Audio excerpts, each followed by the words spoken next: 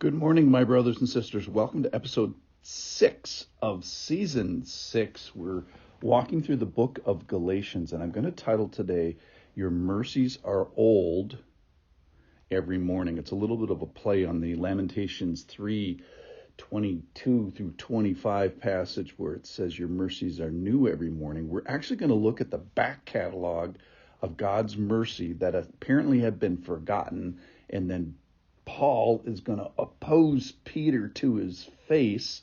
So what kind of a sin, if you will, is worthy of face opposition? And it's a big one, and it's definitely worthy of Paul's opposition to Peter. Here we go. This is from Galatians chapter 2, and the title in my Bible says, Paul opposes Peter. No kidding. This is 2:11.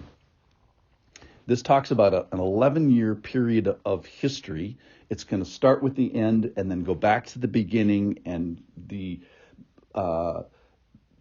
beginning, if you will eventually explain why Paul is so mad.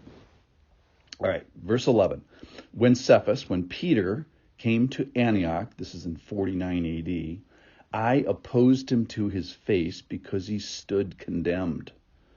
All right, so that's kind of the end of the story. Let's go back 11 years, verse 12. For before, 11 years ago, in 38 AD, certain men came from James, Jesus' brother, head of the Jerusalem church. So before certain men came from James, he, Peter, was eating with the Gentiles, which is a great thing. One church, one body, no difference between Jew and Gentile. It's all good. But when they came, the people from James, Peter drew back and separated himself. Oops. Fearing the circumcision party. Oops. And the rest of the Jews acted hypocritically along with him. Oops.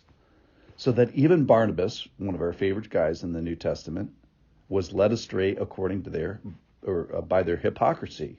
Oops.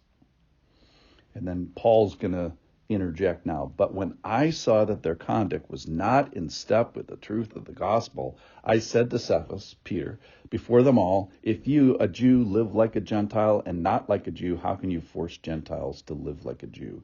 In other words, you're acting not in accordance with the true gospel, which is what the book of Galatians is all about. So here we see Paul, bigwig Paul, disagreeing with a guy who he just went on and on about earlier in chapter 2 about extending the right hand of fellowship, and now we find that he's opposing him to his face. So if your theology says that your spiritual leaders or your old spiritual leaders are infallible, this is the verse you want to go to say, no, that is not true. Peter messes up badly, and it happens after 38 AD. So you remember the story that Peter is in Joppa raising somebody from the dead in 38 AD, just a couple years after Jesus was crucified.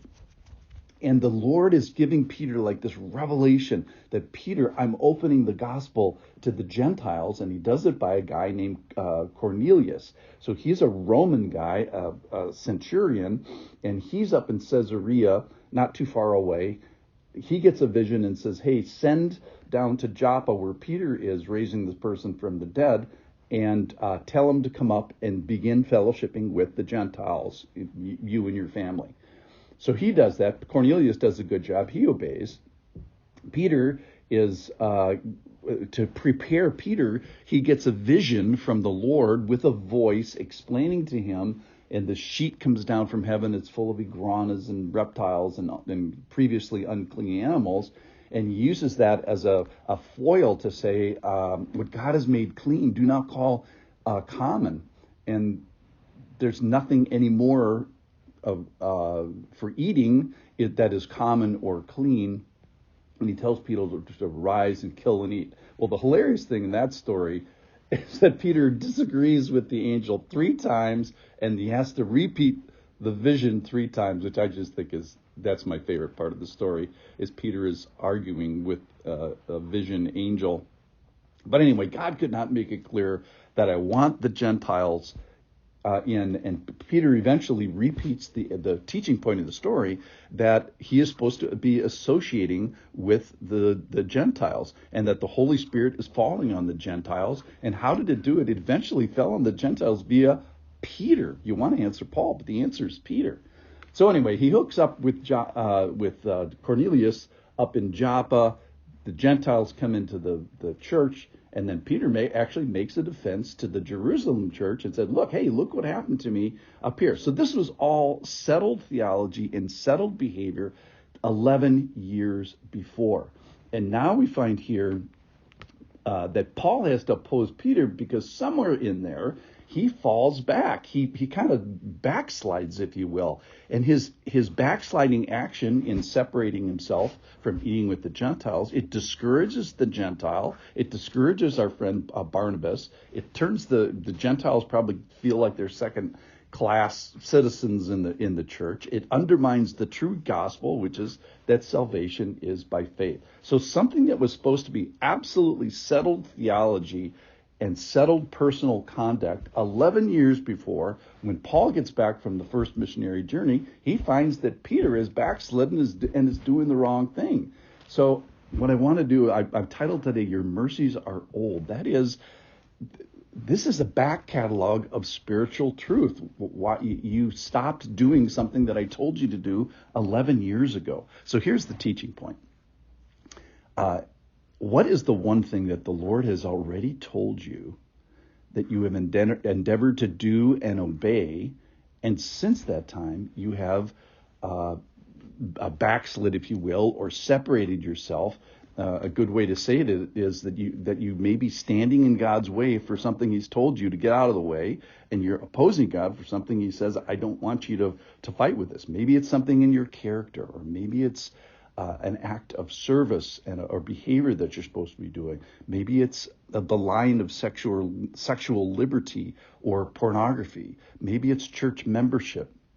So certain things are worth face opposition in the church, the strongest opposition possible, and hypocrisy and Peter unvisioning himself, if you will, and going back against the Lord and opposing the Lord in this is certainly one of those things.